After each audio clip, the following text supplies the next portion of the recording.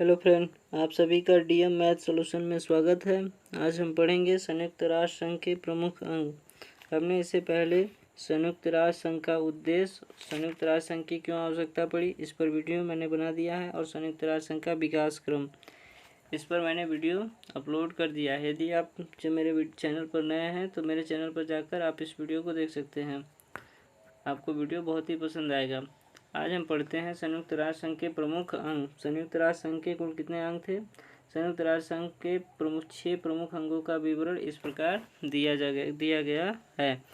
तो अब आपको पता चल गया होगा संयुक्त राष्ट्र संघ के कितने अंग हैं। तो सबसे पहले हैं महासचिव। महासचिव, इसमें सभी सदस्य देशों के प्रतिनिधि शामिल होते हैं। महासचिव जो बनते हैं, इसमें सभी सदस्य देशों के प्रतिनिधि शामिल हो सकते हैं और वह महासचिव में भाग ले सकते हैं।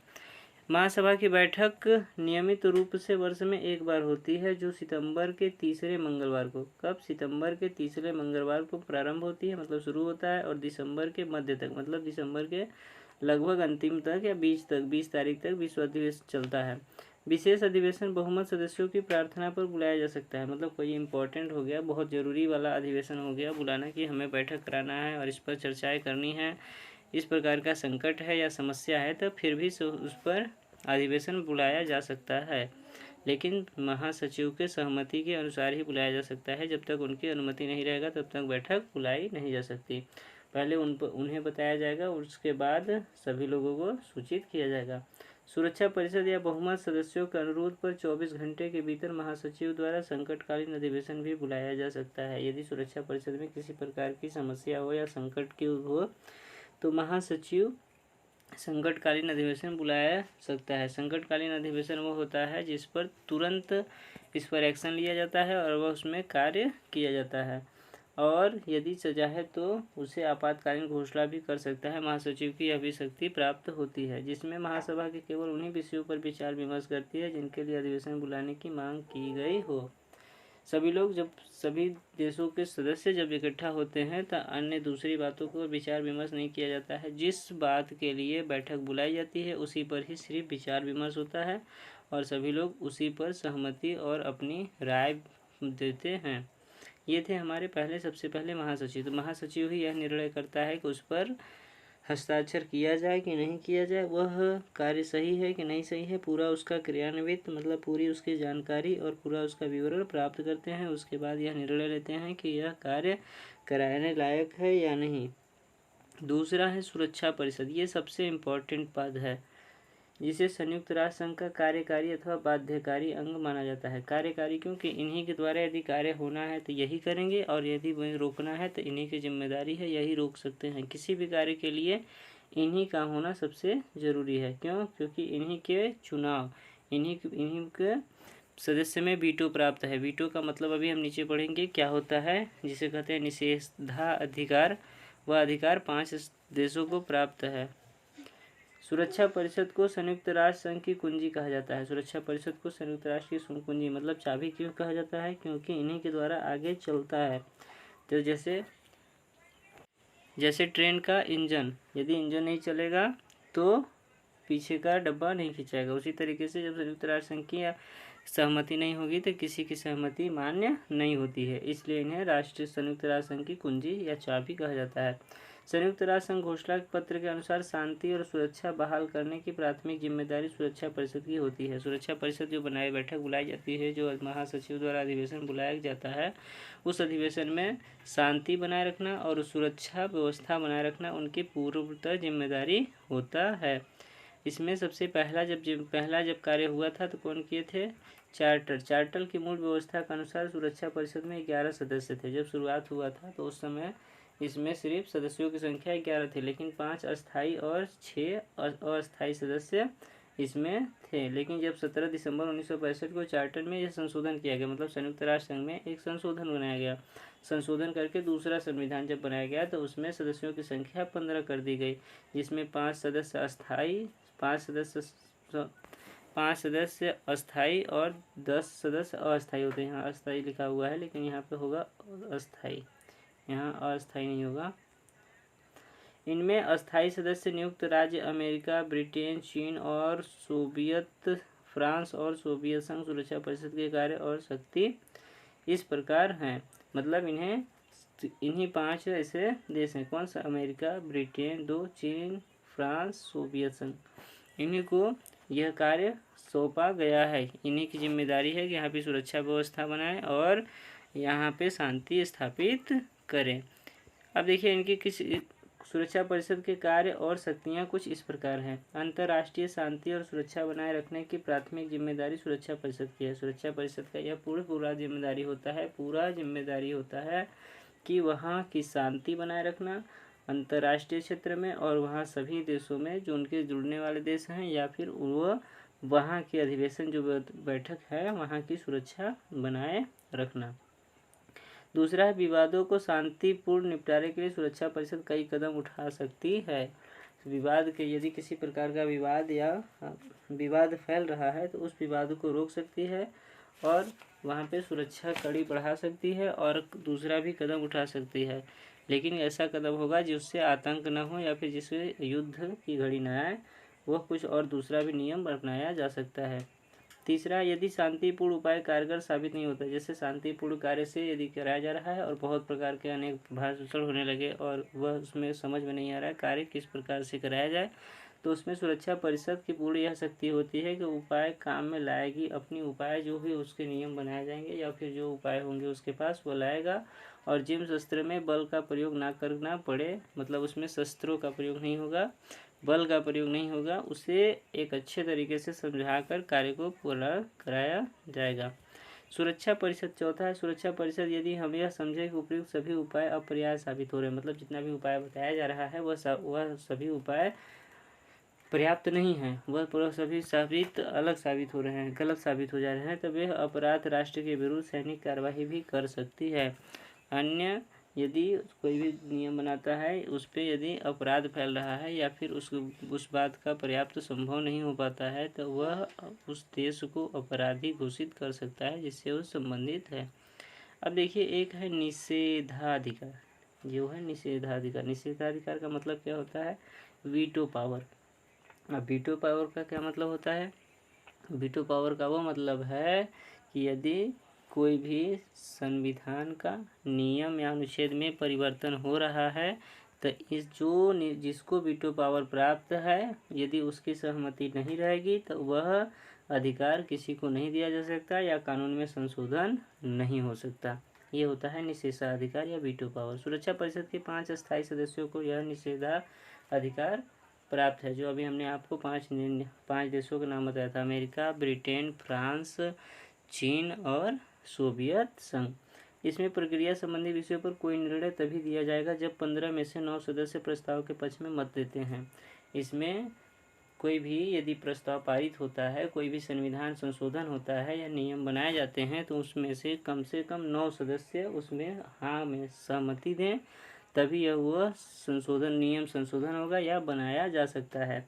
लेकिन 9 में से कम 5 सदस्य वीटो पावर वाले होते हैं, क्योंकि उनकी सदस्यता वो 5 अस्थायी सदस्य होते हैं और यदि 5 में से कोई एक भी नहीं दिया तो वह संशोधन नहीं हो सकता या फिर वह नियम नहीं बनाया जा सकता। अन्य महत्वपूर्ण मामलों में जिनमें आर्थिक व सैनिक कार्रवाई शामिल है कि ऐसी निर्णय के लिए 9 सदस्यों की बहुमत की आवश्यकता होती है और उन्हें 5 अस्थायी सदस्यों के मतों का शामिल होना बहुत जरूरी होता है। अब देखिए वीटो कई बार प्रयोग किया जा चुका है। वीटो का अनेक बार प्रयोग किया जाता है। सोवियत संघ ने 120 बार प्रयोग किया है, संयुक्त राज्य अमेरिका ने 77 बार, ब्रिटेन ने 32 बार, फ्रांस ने 18 बार और चीन ने 5 बार प्रयोग किया है। कुल मिलाकर 252 बार वीटो का प्रयोग किया जा चुका है। अब पता है कि आपको वीटो क्या होता है?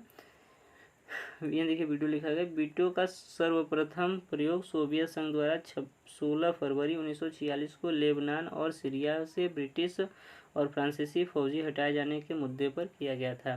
पहला बैठक सोवियत संघ द्वारा क्योंकि सोवियत संघ उस समय शीत युद्ध चल रहा था सोवियत संघ और अमेरिका के बीच, इसलिए उसमें 16 फरवरी 1946 को लेबनान और सीरिया से ब्रिटिश और फ्रांसीसी फौजी हटाए जाने के लिए मुद्दे पर यह बैठक बुलाई गई थी और उस समय वीटो का प्रयोग सोवियत संघ द्वारा किया गया था।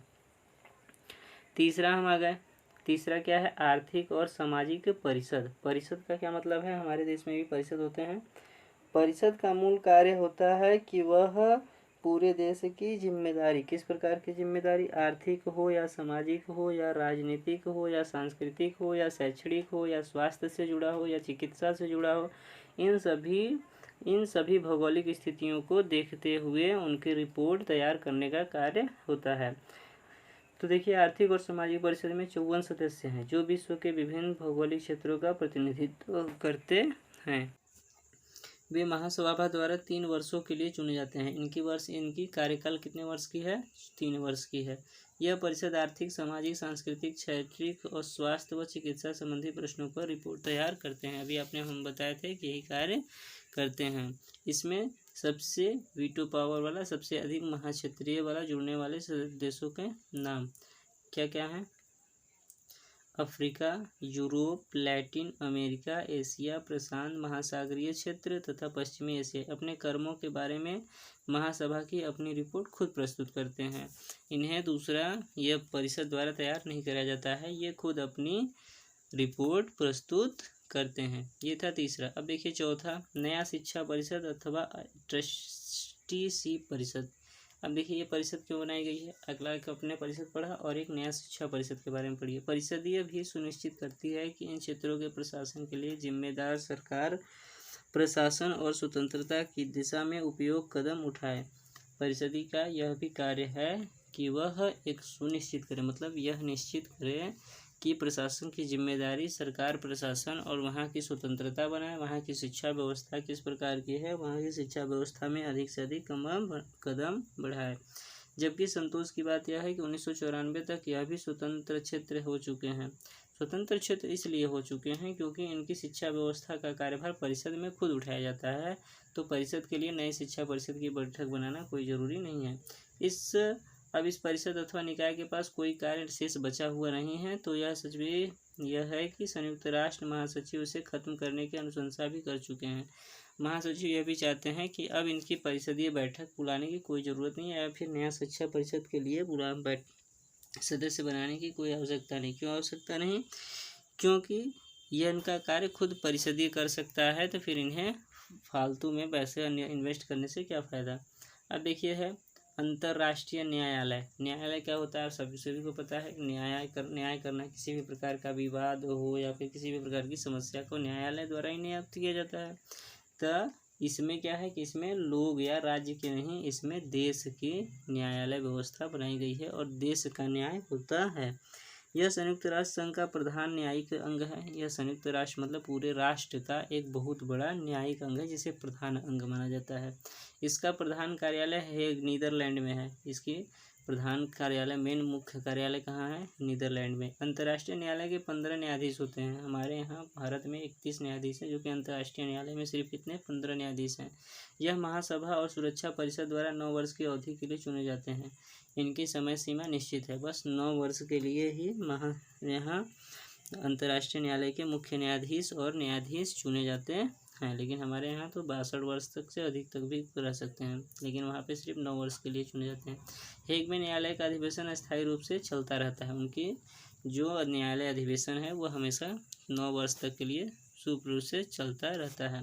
संयुक्त राष्ट्र संघ के सभी सदस्य देश इस न्यायालय के सदस्य हैं। मतलब संयुक्त राष्ट्र संघ के कोई भी देश के यदि वहाँ के न्यायाधीश अच्छे हैं, उनकी ज्ञान अधिक अच्छा है, वह उनका अनुभव बहुत अच्छा है, तो उन्हें भी वहाँ के सदस्य बनाया जा सकता है। वो यह जरूरी नहीं कि वह बड़े देश से हों या फिर छोटे देश से जुड़े हुए। न्यायालय उनकी बातों पर विचार करता है जिनमें किसी संधि की व्याख्या का प्रश्न नहीं है।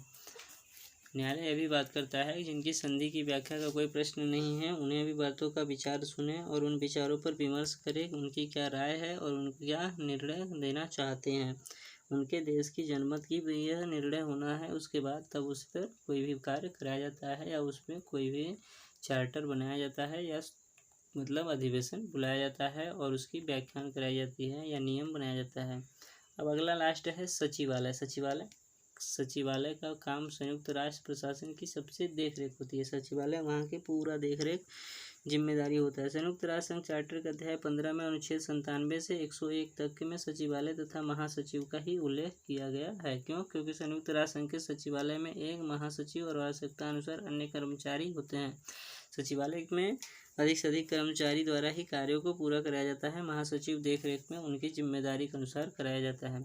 सचिवालय का काम क्या है? संयुक्त राष्ट्र प्रशासन की देखरेख करना। वहाँ की प्रशासन व्यवस्था किस प्रकार की है, वह व्यवस्था किस प्रकार से सुचारू रूप से चल रहा है कि नहीं चल रहा है, किसी प्रकार का बाधा तो नहीं आ रहा है, किसी प्रकार के कार्यों में दिक्कतें तो नहीं आ रहा है। यह संयुक्त राष्ट्र संबंधी सभी मामलों के समन्वय करता है, मतलब देखरेख करता है। अब देखिए अंतिम बात, 1946 से लेकर 2017 तक में कुल कितने 9 महासचिव बन चुके हैं। जनवरी 2017 का आदेश एंटोनियो गुटेरेस पुर्तगाल के पूर्व प्रधानमंत्री संयुक्त राष्ट्र संघ का महासचिव चुना गया है। इन्हें ये कौन से अंतिम है, 9 महासचिवों को चुना गया है। उनका नाम आपको हम बता देंगे। अगला वीडियो जब बनाएंगे तो हम आपको बता देंगे संयुक्त राष्ट्र संघ के कौन कौन महासचिव थे और इन्होंने कब कब कितना कितना समय तक रहे और क्या क्या इन्होंने इसमें बदलाव किए हैं।